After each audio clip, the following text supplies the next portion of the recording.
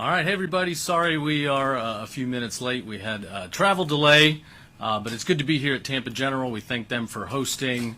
CEO John Corus, thank you so much for always being a great host here. Today we're here to talk about an important topic.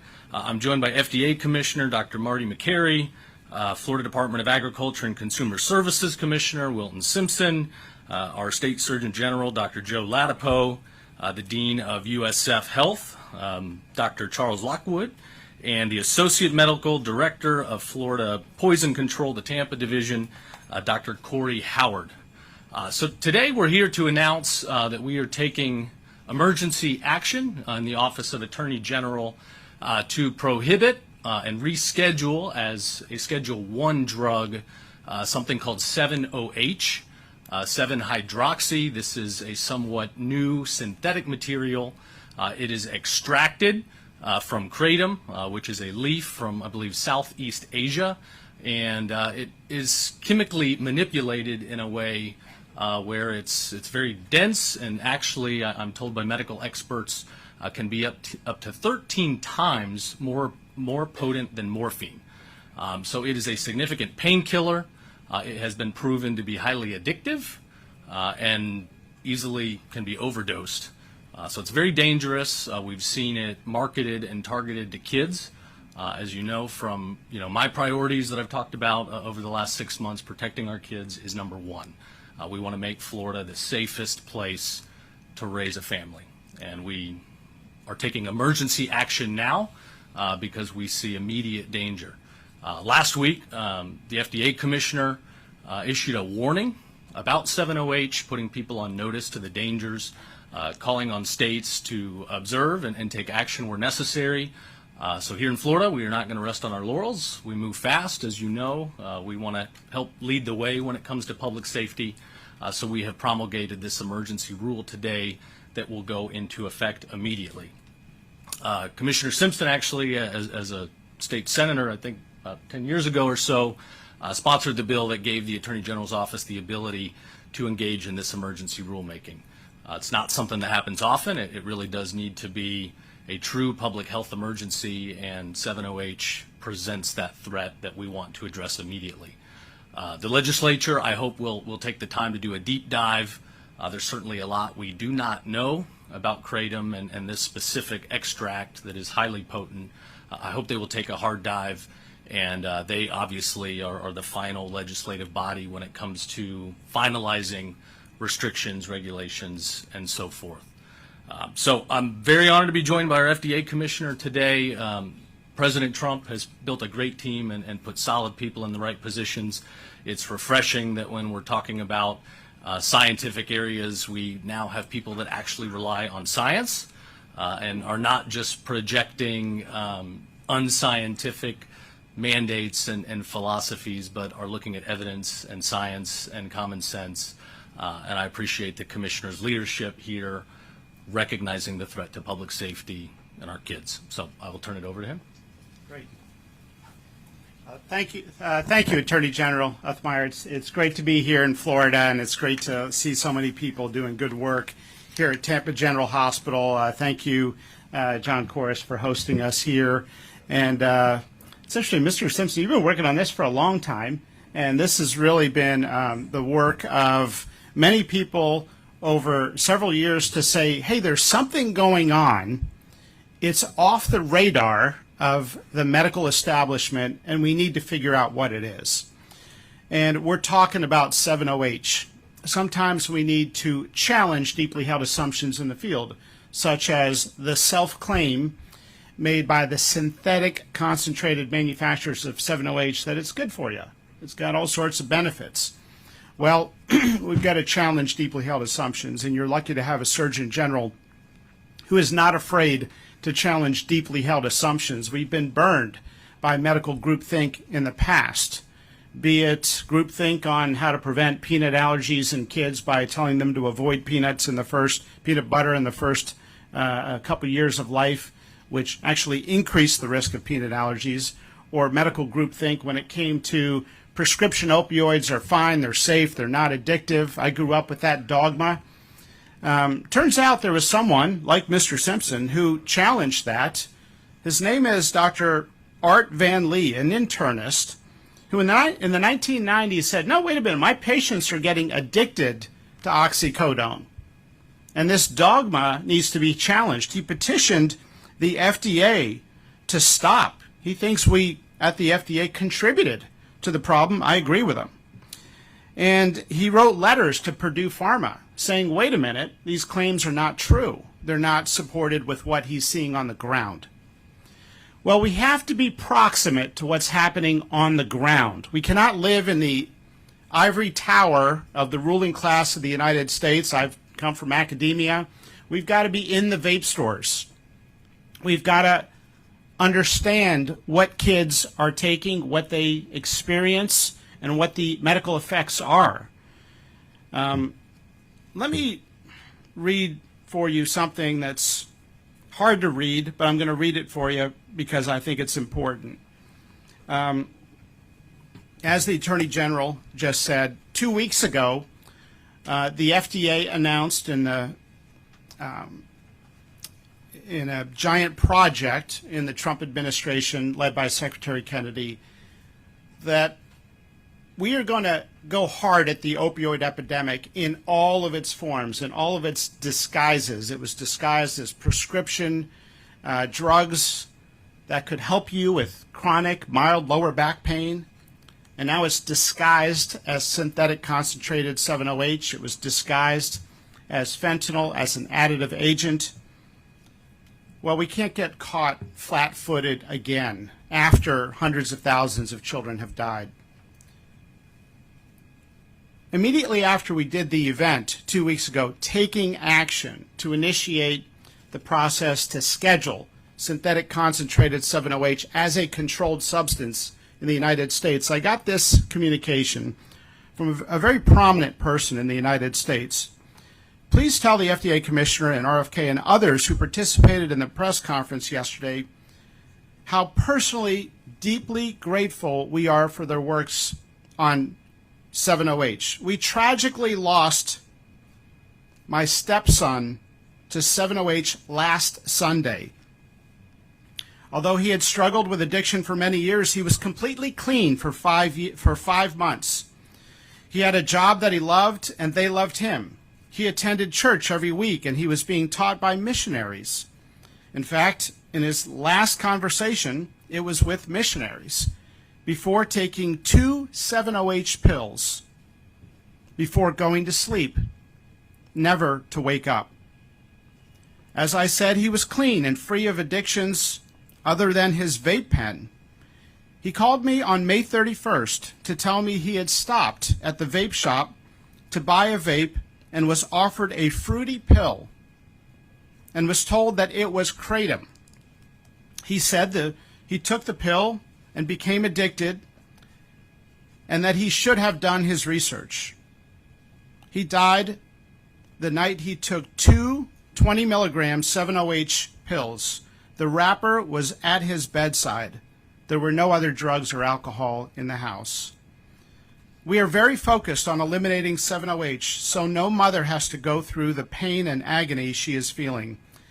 Please let the team know that they can count on us to fight this monster in any way, including attending press events or testifying. It must be taken from the retail shelves as soon as possible.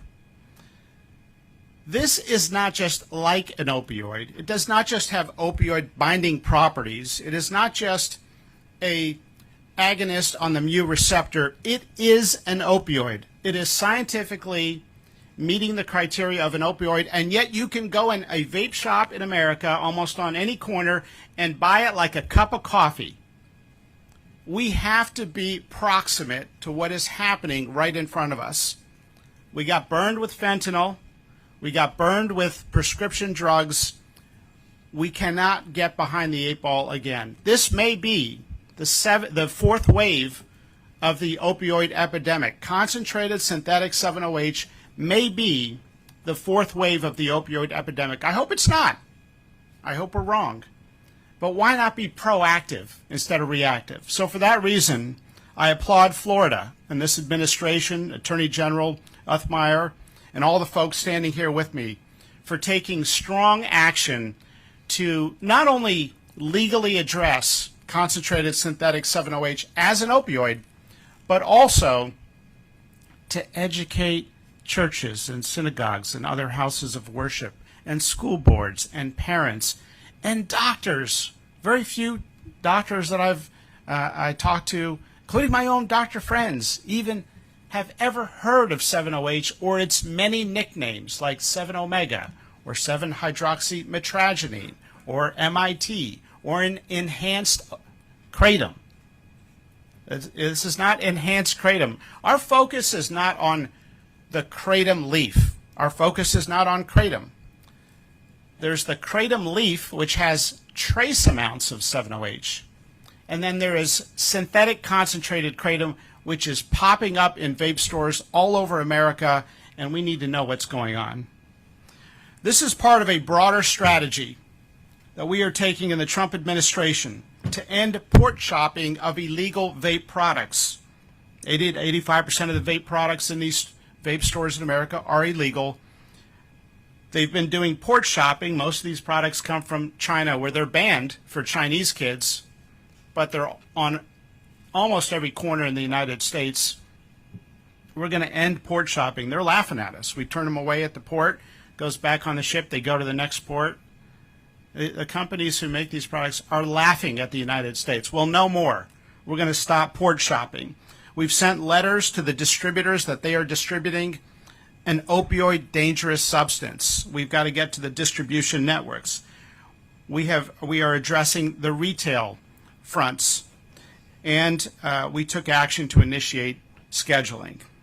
The opioid crisis is not over just because there's other news. We have to remember that perhaps 1 million Americans have died because we were doing too little, too late. So with that, thank you again for having me here, and you have the full support of the FDA and appreciate all the actions and the work here at Tampa General Hospital. Thank you.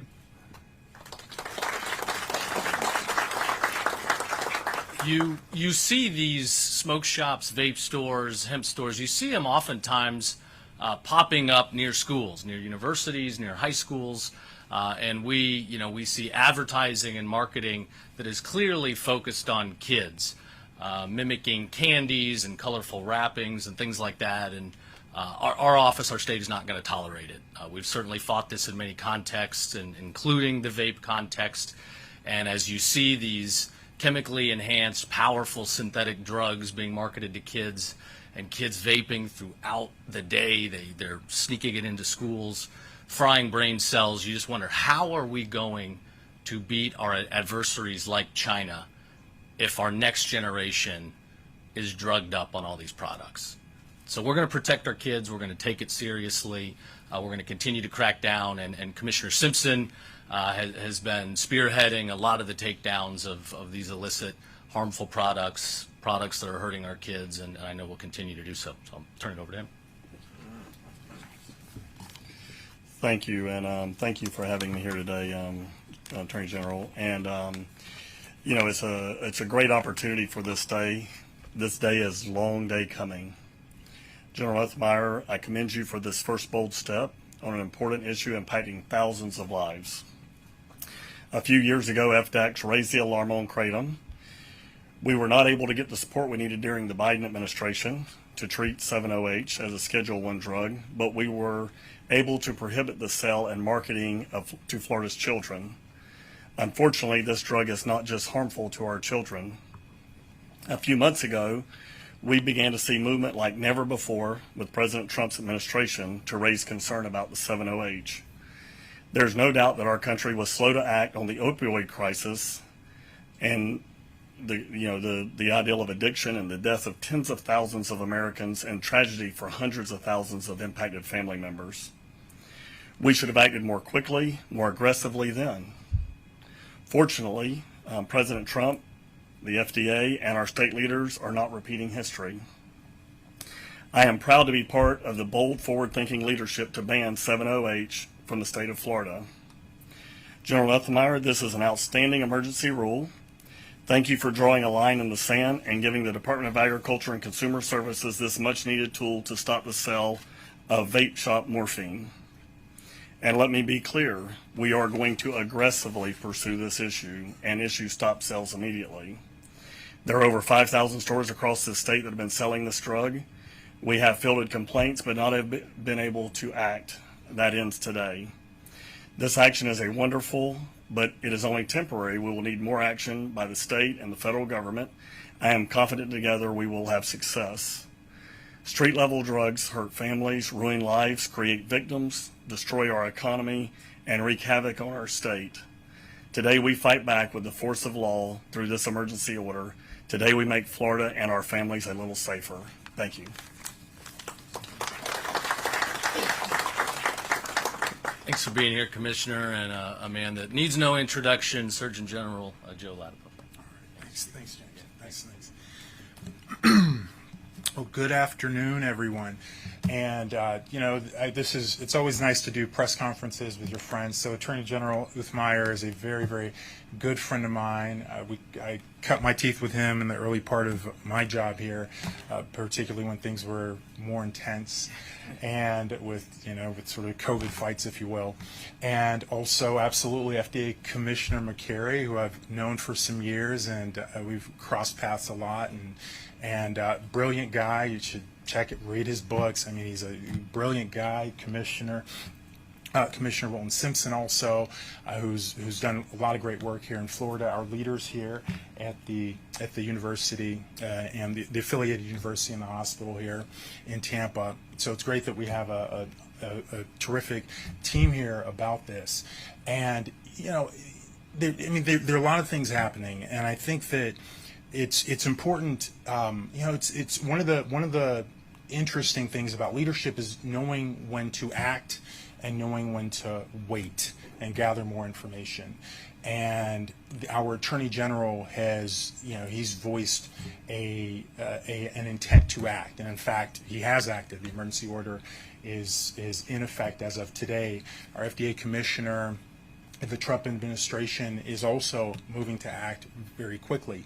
And this is one of those situations where fast action is right action, and it needs to be fast and ferocious.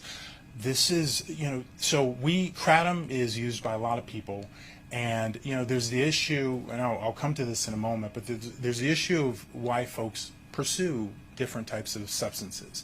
I personally, I've had loved ones, very close loved ones, who have suffered tremendously. I'm sure every single person here knows someone, if they themselves have not experienced it, in situations where our traditional Western medicine system is inadequate. For acute illness, we are the cream of the cream. But for chronic diseases, for chronic illnesses, for all the fatigue and anxiety and chronic pain and suffering that people experience out there, Western medicine often doesn't offer very much. We have the same set of labs that we've been using for decades. You look at them, well, Mr. Pete, everything looks fine. Your chemistries look fine. Your cell counts look fine. But clearly the patient is not fine. So I'm very supportive of people seeking alternatives outside of traditional Western medicine for wellness. The problem here is, our problem is, as the FDA Commissioner McCary stated, our problem here is not with kratom. The problem today is with this 7-OH. We don't need any more substances that disconnect people from reality. We are in a period of time where, unfortunately, people are checking out of reality all the time, with all sorts of different substances. All of that is, it impoverishes us as human beings. I mean, it makes us weaker in every possible way. It makes us physically weaker. It makes us emotionally weaker. It makes us spiritually weaker. And it makes us more vulnerable to manipulation. The nonsense that we saw in terms of, not letting people say bye to loved ones during the pandemic, or in terms of forcing masks on little children, or in terms of saying that it was okay for kids to sit for hours in front of computer screens for something that really was no riskier for them than other conventional risks that they encounter every day. That nonsense would not have been possible if so many of us weren't disconnected from the reality, from our relationship with God, the universe, earth, the trees, the beaches, the water, the wind, the things that make us human and facilitate our connection with the earth and God and each other. None of that nonsense would have been possible. And these drugs, like 7-OH, which, as the FDA commissioner said, it is an opioid, and it's more than that because it acts on other receptors too. But make no mistake, this is something that is absolutely addictive and will kill people and will kill more people because of the fact that people, I don't know why people will go into a gas station and buy a drug, but because of the fact that people have ready access to it. So fast, swift, ferocious action here is absolutely, positively appropriate. The other part of this is why people are even seeking this out. And, that's one of the things I think about as Surgeon General. What are these, what are the forces that are leading so many people to, want to check out, to want to be disconnected? The demand part is a major part of this, and that's a challenge for each and every one of us to think about. I've done a lot of work in that area outside of my Surgeon General role, but that in fact is probably the biggest challenge because it's 7-OH today, it'll be something else tomorrow, and something else after that. So this will be an unending challenge to continue to subvert our connection to our humanity, our connection to our spirituality, our connection to each other, and that it's a challenge. It's a challenge, and no, the AI isn't helping. The phones don't help. All the technology that's in our face doesn't help. The social media doesn't help. None of that helps. So that's really the ultimate challenge for us. And it, again, 7-OH is just one step on that journey. But it's actually I think the greatest challenge that we face as a race, as a human race. So thanks again, Attorney General.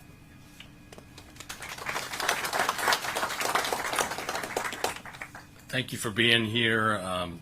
As we hear more about 7-OH, it's clearly something more potent than morphine that should not be sitting on a shelf next to a pack of Skittles. So we're going to remove that immediately.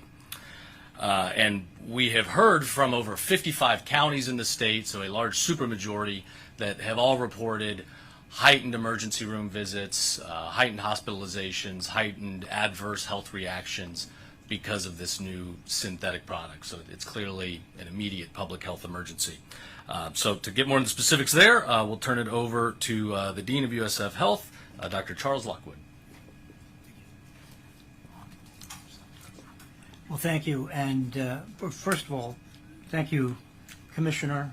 Thank you, Secretary and Attorney General. This is really, really an important issue, and the speed with which you've acted is exemplary and refreshing, frankly. So we're here really to talk about the FDA's warnings about 17-OH and the actions that are about to be taken by the Attorney General. As has been mentioned, 17-OH is a potent opioid-like agent. It's normally found in very low concentrations in the plant kratom, but the plant can be modified chemically to create this much more potent agent that binds to the receptors that opioids bind to and induces all of the classic characteristics of addiction. So it relieves pain, it gives euphoria, it creates tolerance. It can be a respiratory depressant, and obviously it's now been associated with overdose deaths. You just heard of one.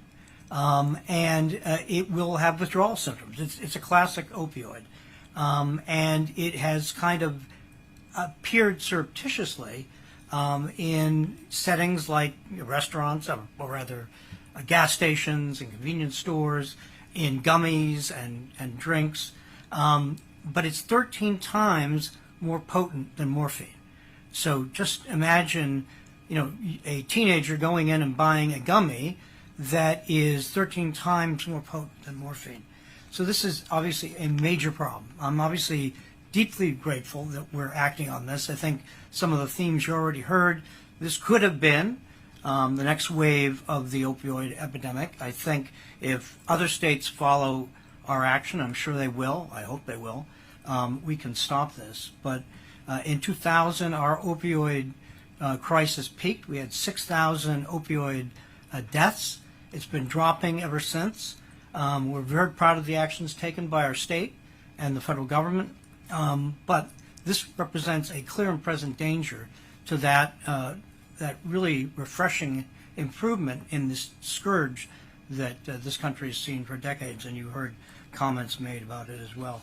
You're going to hear from our poison information expert about how this presents to him, but clearly there is no business having this drug on the shelves of convenience stores and gas stations. And so again, I'm so proud of the state, once again, as we were in the pandemic, being proactive and taking practical, useful steps to protect our citizens.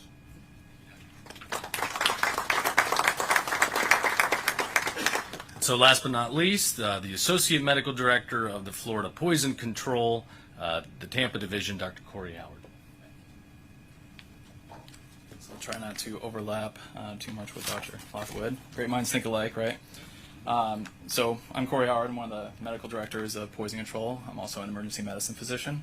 So I have the opportunity to see this firsthand as well with patients that have already had probably 4 patients, both in the consult service and in the emergency room over the past 2 weeks. So I'm seeing this firsthand pop up.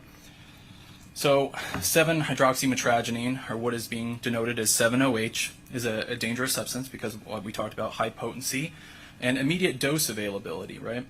Previous precursors to this have been dose related to where metabolism would take hours to reach this high concentration of 7-OH, right? This is a highly active alkaloid, high risk of addiction, high risk of respiratory suppression, compromise, failure, and overdose death. I'm really sorry to hear about your loved one. So most consumers don't even realize the danger of the product, right? They can easily access it on stores, shelves, gas stations, right? I've seen this pop up in tablets, gummies, candy lookalikes, drink mixes, teas, shots, wellness supplements, right? I personally have seen this show up at the gym, at my local gym, being passed around as a wellness supplement or to get over arthritis or, kind of help that fatigue after a strong workout, and trying to educate people that that's very dangerous, right? So, all right. This is a grave misconception, right? So we're seeing this a lot. Florida Poison Control received 191 calls during the last year, exposures to the parent molecule of metragenine. This is up 14% increase over the last 3 months, directly attributable to 7-OH. So we're going to beat that this year on this trend.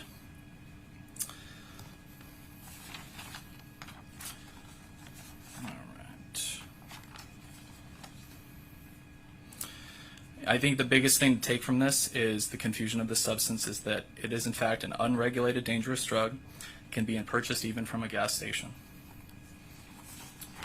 And we are seeing a bimodal age distribution from very young exposures with respiratory compromise to even our geriatric population. Not knowing what it is. I'm seeing this even show up in truck drivers, trying to use it as a wellness supplement, trying to stay awake, not realizing that they're going to come into the ER a couple days later, weeks later, with dealing with opioid addiction, and that are even warranting buprenorphine and other adjuncts for opioid withdrawal treatment. So it is severe. So again, just wanted to say, very grateful to be welcomed up here. I really appreciate everything that you guys are doing. I think we're going to make a difference. Thank you.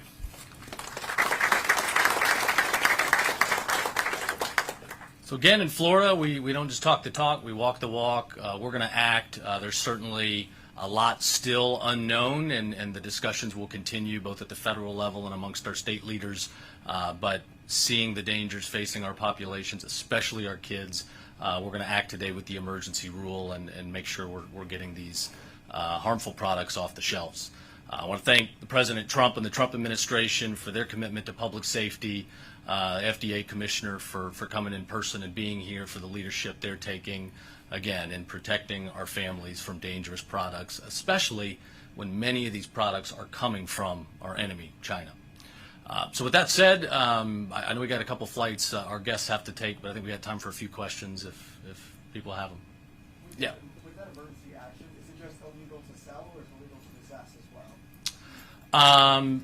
We will publish the emergency rule. I don't want to state wrong. There is a specific process, where people can dispose of product, but we certainly are prohibiting it from the shelves effective immediately. The commissioner said hundreds of thousands of kids have died because of this opioid. Can you talk about the data specifically to the state of Florida? I'm probably not the best expert. I'll let you talk a little more broadly on Yeah, it. so I was referring to hundreds of thousands of kids have died from opioids. And we don't have good statistics on how many people have died from concentrated 7-OH, which is part of the problem. And so we sometimes tend to think of only, what we have statistics on, what an NIH grant has funded, what a survey has collected, and we just haven't had research in this. So we don't know how many young people have died from 7-OH. But the time to do an emergency action, as Florida is doing, is not after hundreds of thousands of kids have died. It's before. So I'm hoping that that will help prevent some of the deaths. Thank you. Yeah, and again, this is a new product. I believe the record keeping on this began just this past February. So we're certainly seeing increases in hospitalizations and adverse health effects. We will continue to study the data, but as the commissioner said, we're not going to wait. We're going to try to save lives on the front end. As you're doing this right now, do you think that it'll be expanded in the future to include kratom? Right now, this is focused on the highly concentrated, extracted version. I know the legislature has had lots of discussions over the last couple of years on hemp and kratom. I would expect that to continue, but as far as this emergency action, this is focused on 7-OH particularly. Anybody else? Do reversal agents work like they do for overdoses of other narcotics? They do, and based on the data we know of the binding affinity of this. Repeat the question. Oh, sorry. So he was asking, do reversal agents like naloxone work the same as other opioids? The good thing is, theoretically they will, be based on binding affinities. That things like naloxone actually binds tighter, probably, or competitively than things like 7-OH. So I would still recommend that. I know different states have taken different measures against kratom, but is Florida the first to take measures against 7-OH? And I also got a few emails this morning about people that oppose this. They say that 7-OH has been shown to wean people off of opioid addiction. Is there anything behind that? I'll start with the first part. Other states have done various things to regulate hemp and kratom. Different states have different authorities. Not all states have the emergency rulemaking authority that our state has to put things on a Schedule I controlled substance list. So I know we are the first state to act, certainly since the FDA issued the warning back a couple weeks ago. As far as weighing people off, potentially there are health uses, certainly for kratom, maybe 7-OH, but again, that's with a prescription, a doctor's order, good medical advice, not at the 7-Eleven sitting next to a pack of Skittles. We do not want kids to just have open access to this, given the power and the potency. So I would leave it to our experts in the medical community to further analyze, the potentially positive health impacts, certainly kratom as a whole. Again, this is not prohibiting kratom. This is a very highly concentrated, chemically enhanced product. But for today, we're going to protect our kids. Time for one or two more? Oh, yeah, go ahead. Yeah, please. I was a surgeon at Johns Hopkins for 22 years and gave opioids to patients I should have never given opioids to, and gave patients too many opioids when I should have given them fewer opioids. I was following the medical dogma, the groupthink. The groupthink that Dr. Latipo talked about with COVID. And it was this, you can't question this letter in the New England Journal that said out of 30,000 patients, only one got addicted from opioids, and that became dogma. And so I feel terrible that I prescribed opioids to people who I shouldn't. I had some patients transition themselves to heroin on the street because they couldn't afford the copay of oxycodone. And so they may have found that to be, a path for them, but There are no clinical trials on concentrated 7-OH. There is, to be clear, no FDA-approved 7-OH gummy, candy, or drink. Anything on the shelves that is a 7-OH food, supplement, or drink is not legal. And so we want to get the word out. I think a lot of this is just a lack of awareness about the problem. So we're going to do everything we can to try to educate families so we don't have situations like the situation I read where a family lost one of their kids. Thanks for the question. One more? I'll throw out another question for Surgeon General Latipo. Yesterday you tweeted support for Floridians to consume raw milk. Obviously people have gotten sick. What do you think the benefits are for raw milk, and do you see any legalization process for human consumption of raw milk in the near future? So I don't want to take it, pardon me. So the question the reporter is asking for where she can purchase some raw milk. So I don't want to take away attention from what we're here for today, but I'd be happy to speak with you after the event. Sure, sounds So, good. Thank yeah. you. How soon does this go into effect? This goes into effect immediately, so enforcement could begin as early as tomorrow morning. I think we got one final one in the bag.